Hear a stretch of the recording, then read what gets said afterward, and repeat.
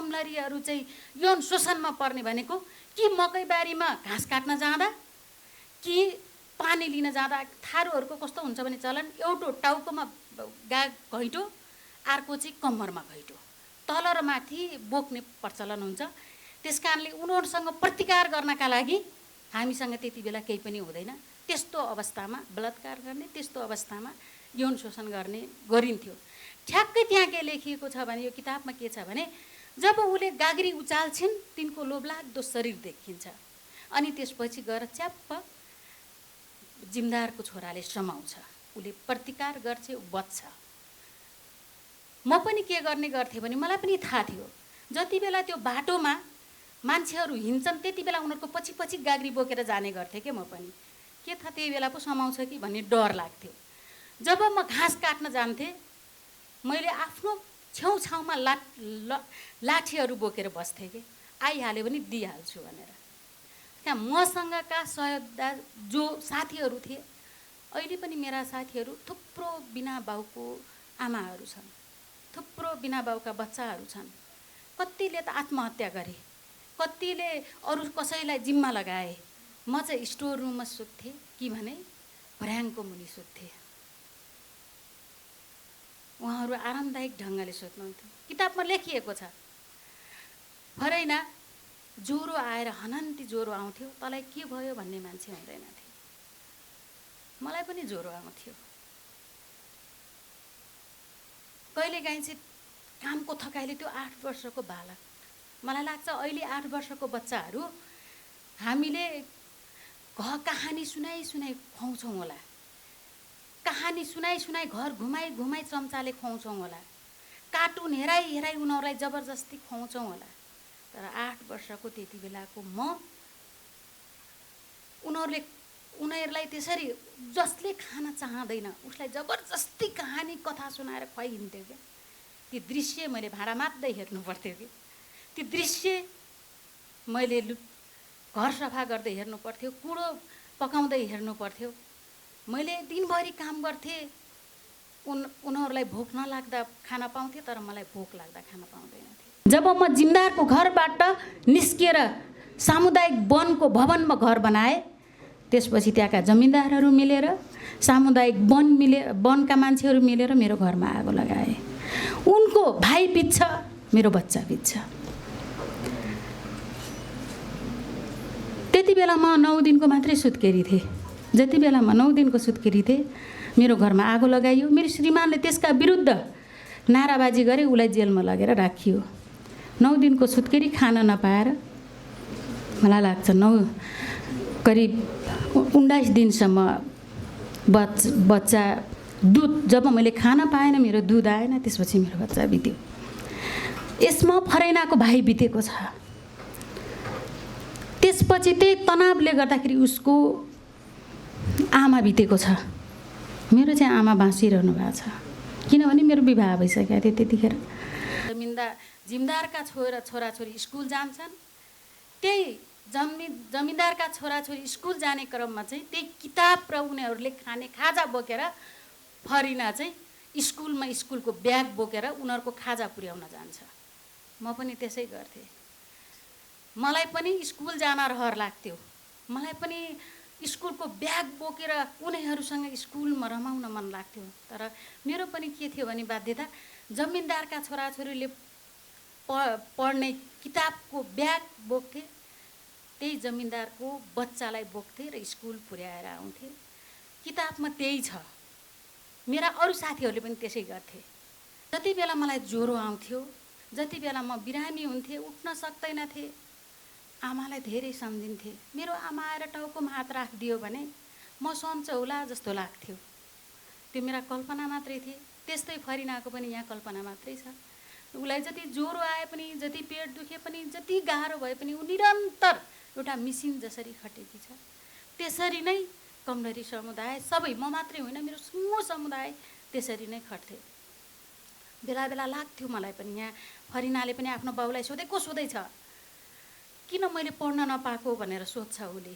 मैले पनि सोध्थेँ किन हामीले चाहिँ पढ्न नपाएको, उनीहरूको घर चाहिँ यत्रो छ, हाम्रो चाहिँ किन यत्रो छुप्रो छ भनेर सोध्छ उसले। म पनि त्यस्तै प्रश्न गर्थेँ मेरा बालाई। जिमदारको घर यति ठुलो हुने, जिमदारले यति मिठो खाने, जिमदारले यति राम्रो लाउने, जिमदारका छोराछोरी सबै स्कुल जाने, हामी चाहिँ किन उनीहरूकै घरमा काम गरिरहनु पर्ने? किन हामीले चाहिँ चाडपर्वमा पनि मिठो खान नपाउने? किन हामी पनि चाडपर्वमा राम्रो लुगा लगाउन नपाउने? मैले पनि यही प्रश्न गर्थेँ। मेरा बाका आँखाबाट आँसुका धारा आउँथे, मेरा आमाका आँखाबाट आँसुका धारा आउँथे जब मैले त्यस्ता प्रश्नहरू गर्थेँ। मलाई लाग्दैन यो किताब पढ्दै गर्दा सन्तोष श्रेष्ठ श्रेष्ठ हो भनेर। सन्तोष श्रेष्ठ थारू नै हो जस्तो लाग्छ। त्यही समुदायभित्रको एउटा कुनै पात्र हो जस्तो लाग्छ। उहाँ एउटा आफैले भोगे जसरी, आफैले त्यो दुःख सहे जसरी, आफैले नै ती भोगाइहरू भोगे जसरी यो किताबमा लेख्नु भएको छ। त्यस कारणले साँच्चीकै उहाँ एउटा हाम्रो समुदायको पात्र हो कि भन्ने मैले चाहिँ त्यो अनुभूति गरेँ यो किताब पढ्दै गर्दाखेरि। यो सुरुमा उहाँले यो किताबको मलाई लाग्छ सन्तोष श्रेष्ठलाई यो समुदायको दुःख पीडा र यो समुदायलाई जुन ढङ्गले अहिले पनि धेरै मान्छेलाई जो सहरमा बस्छ उहाँहरूलाई कमैया भनेको के हो, कमलरी भनेको के हो भन्ने विषयमा त्यति राम्रोसँग जानकार छैन। किनकि म पहिलोचोटि सभासद भएर आउँदाखेरि चाहिँ मैले जब संसद भवनभित्र कमलरीका शब्दहरू प्रयोग गर्थेँ, यो कमलरी भनेको के हो भन्ने खालका प्रश्नहरू आउने गर्थे। त्यस कारणले आज सिङ्गो देशभरिका मान्छेलाई कमैया भनेको यो हो, कमलरी भनेको यो हो भनेर जुन यो किताब मार्फत जसरी प्रस्तुत गर्नुभएको छ, सबैलाई छर्लङ्ग बनाउनु भएको छ, सायद मेरो समुदायले, त्यो समुदायले सन्तोषजीलाई जति नै सुकै मुरी धन्यवाद दिए पनि कम हुन्छ होला भन्ने लाग्छ। म फेरि पनि मेरो सिङ्गो समुदायको विषयलाई समेटेर यो किताबमा एउटा लिपिबद्ध गर्नुभएको छ। त्यसका निम्ति म मेरो व्यक्तिगत तर्फबाट र सिङ्गो मेरो समुदायको तर्फबाट हार्दिक आभार व्यक्त गर्न चाहन्छु। धेरै धेरै धन्यवाद व्यक्त गर्न चाहन्छु र तपाईप्रति गर्व पनि गर्न चाहन्छु। यो किताबमा निकै दाङ जिल्लाको पनि वर्णन गरिएको छ।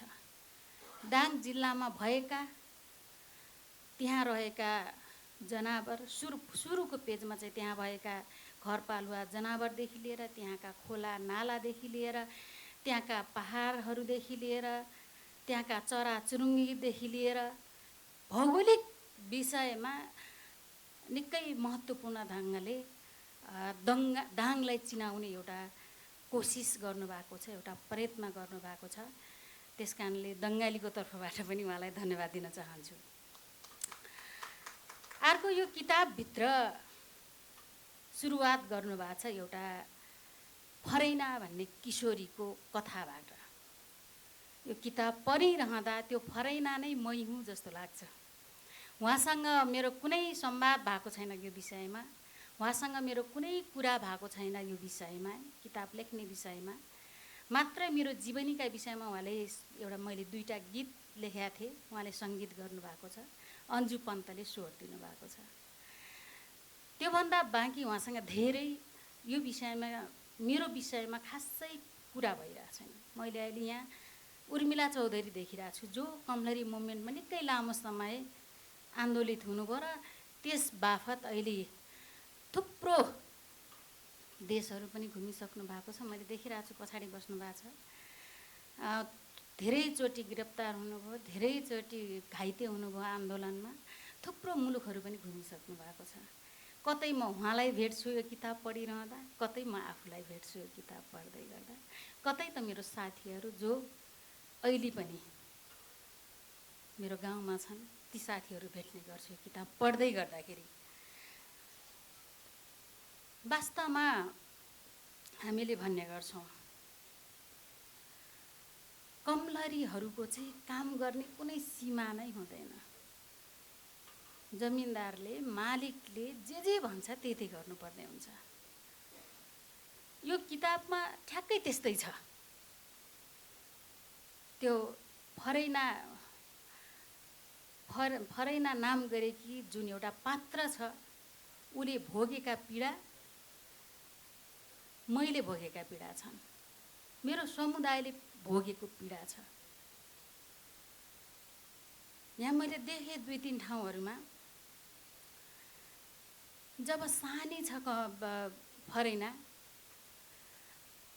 8 वर्षको उमेरको छ, म पनि 8 वर्षको उमेरबाटै कमलरी बस्न बाध्य भएँ। अलिकति फरक के छ भने उले चाहिँ सुरुमा 2 क्लाससम्म पढेछन्। जब मेरो चाहिँ अहिलेसम्म आमा हुनुहुन्छ, उहाँको चाहिँ आमा बित्नु भएको रहेछ। अलिकति फरक चाहिँ पात्रमा। जब उहाँको बुवाले अर्को विवाह गर्नुभयो, त्यसपछि फेरि पढ्दै गरेकी 2 क्लास पढ्दै गरेकी ती फरैना अनि त्यसपछि कमलरी यात्रा सुरु भयो। त्यो कमलरी यात्रा सुरु हुँदै गर्दा उहाँको कष्टकर जीवनी पढ्दै गर्दाखेरि हरेक ठाउँमा आँसु बग्यो। यो किताब जसरी मैले पढेँ, यो किताब पढ्दै गर्दाखेरि पात्र न म आफैलाई ठाने, शब्दमा यो किताबमा मेरा आँसु चुहिए। मेरा विगत सम्झेर मैले त्यही समुदायको लागि काम गर्नुपर्छ, तर त्यो विगत सम्झेर म कमजोर हुन हुँदैन भनेर त्यो विगत सकभर नसम्झिने कोसिस गर्छु। तर यस्ता गतिविधिले मलाई ती विगत सम्झाउँछ र कहिलेकाहीँ चाहिँ कमजोर बनाउने कोसिस गर्छ। तर मसँग आँट छ, मसँग साहस छ, म कमजोर बन्दिनँ।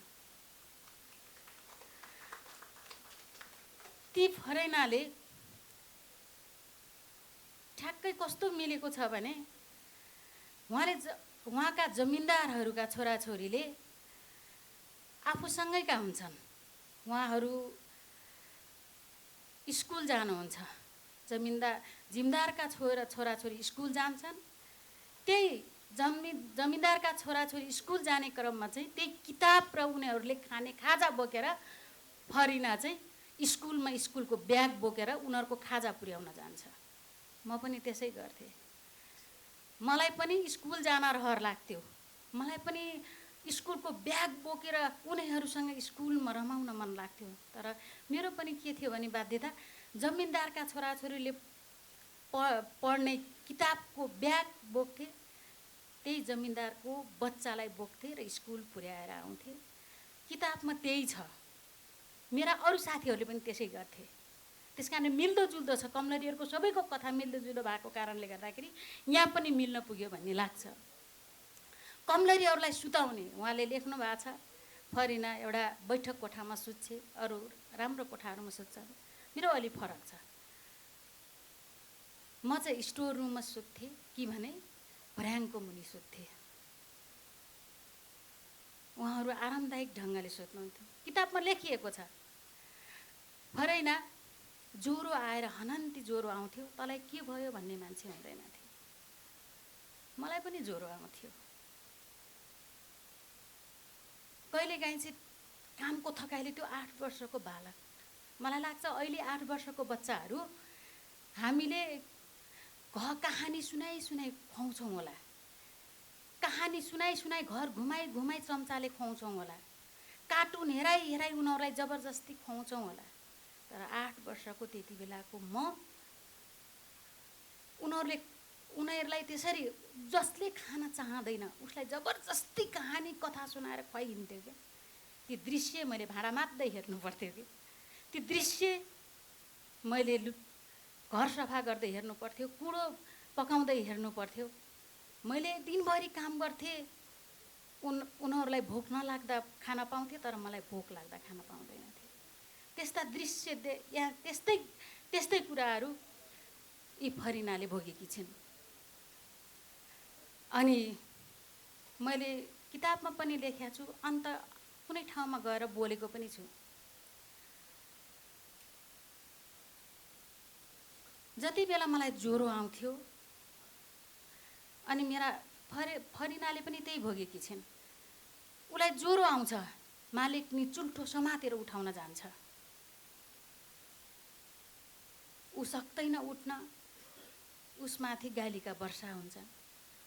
मलाई पनि त्यो दिन झल्झली याद छ।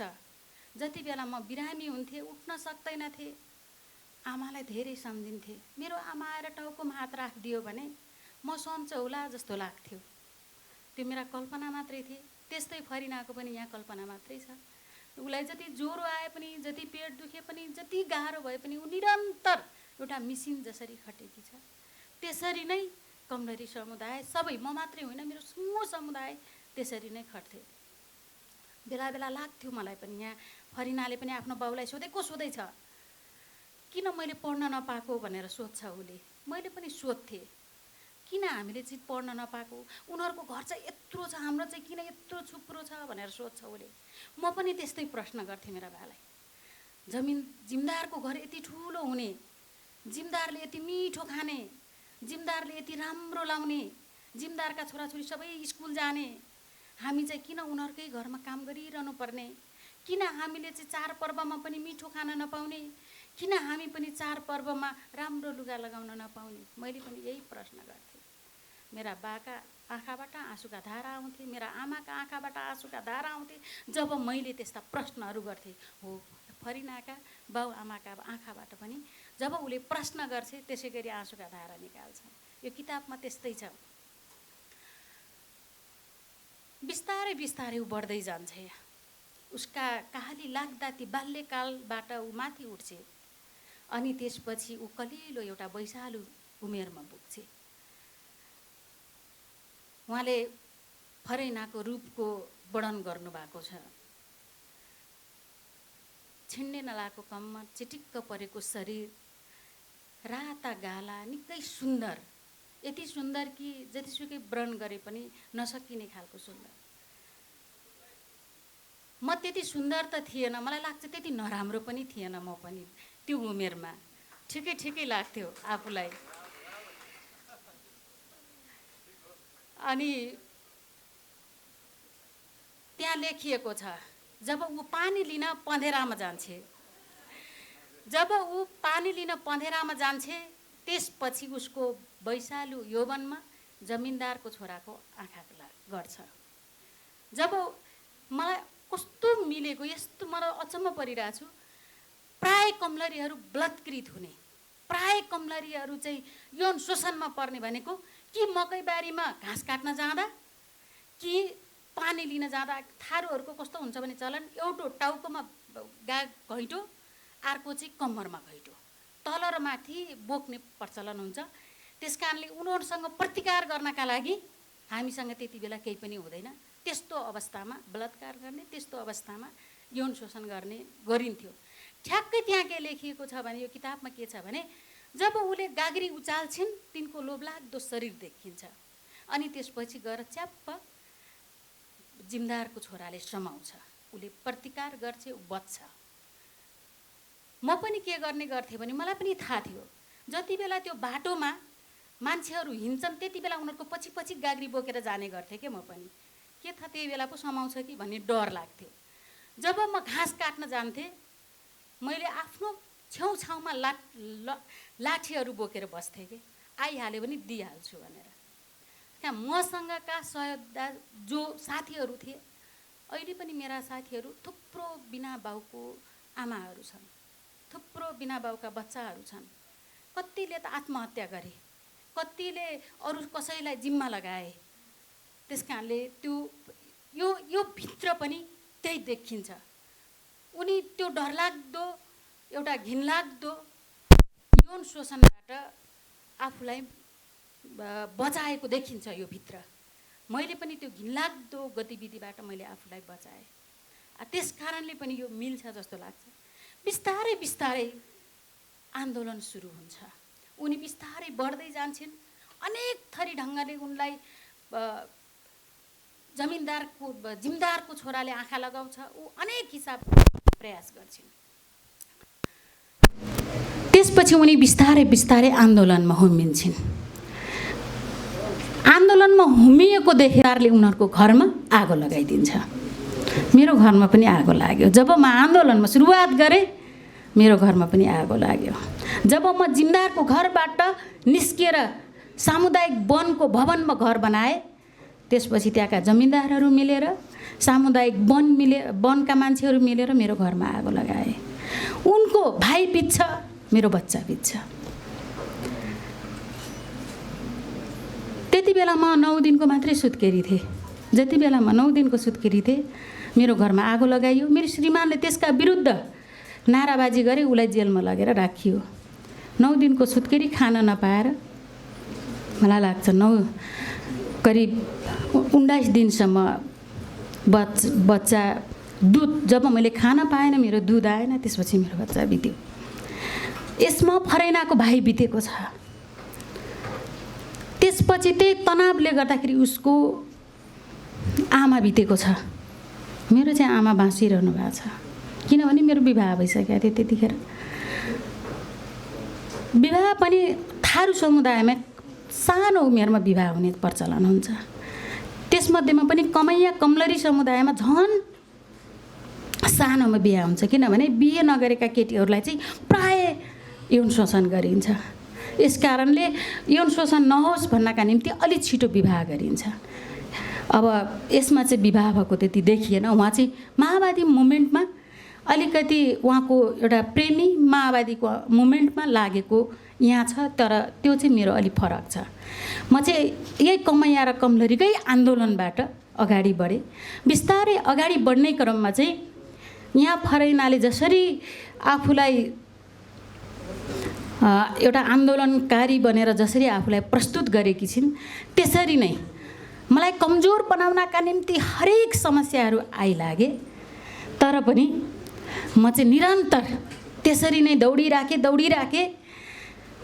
लास्टमा पहिलो संविधान सभाको निर्वाचन आयो।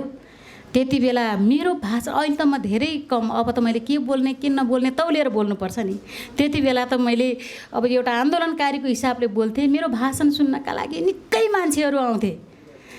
अनि त्यसपछि त्यसै गरी नै म प्रस्तुत भएँ र पहिलो संविधान सभामा म एमालेबाट संविधान सभा सदस्य भएँ। त्यसपछि मैले यसलाई निरन्तरता दिँदै गएँ। अनि 70मा म प्रत्यक्ष चुनाव लडेँ। कारणवश त्यति बेला चाहिँ थोरै मतका अन्तरले मैले चुनाव हारेँ। त्यसपछि म फेरि अहिले प्रतिनिधि सभाको यसभन्दा अगाडि फेरि म सांसद भएँ। अहिले प्रतिनिधि सभाको हैसियतले तपाईँहरूसँग बोलिरहेको छु। त्यसको सचेतक हुँ म। यो देशको सबभन्दा ठुलो पार्टीको सचेतक भएँ। यो देशको सबभन्दा ठुलो पार्टीको पोलिट ब्युरो सदस्य छु अहिले। त्यस कारण अब फेरि प्रत्यक्ष चुनाव लड्ने तयारी गरिरहेको छु। हेरौँ टिकट पार्टीले दिन्छ कि दिँदैन। त्यस कारण यसरी उहाँको पनि एक बाई अर्को यसरी नै स्टेप बाई स्टेप उहाँ सफल हुँदै जानुभयो र लास्टमा उहाँ प्रधानमन्त्री हुनुभएको छ। म चाहिँ भएको छैन। उहाँ राष्ट्रपति हुनुभएको छ, उहाँ मन्त्री हुनुभएको छ। तर म चाहिँ त्यो शिखरमा पुग्न बाँकी छ। हेरौँ त्यहाँ पुग्न सकिन्छ सकिन्न, त्यो समयले बताउला। तर यो किताब आफैमा जति पढ्यो त्यति पढौँ लाग्ने किताब छ। यसमा थुप्रो ठाउँहरूमा चाहिँ कस्तो भने एकदम सरल पनि छ। उहाँले थारू शब्दहरू पनि धेरै लेख्नु भएको छ र त्यसको फेरि व्याख्या पनि गर्नुभएको छ। थुप्रो ठाउँमा थारू गीतहरू पनि छन्। रमाइलो एकदमै पढौँ लाग्ने किताब छ। त्यस कारणले अब समय छैन, यति धेरै अझ धेरै बोल्न मन लागिरहेको थियो। यहाँ अरू वक्ता साथीहरू पनि हुनुहुन्छ। मैले नै भएभरिको समय लिँदै भने उहाँहरूले के बोल्नुहुन्छ। त्यस कारणले धेरै कुरा तपाईँहरूका बिचमा नराखिकन मैले सबै भने फेरि तपाईँलाई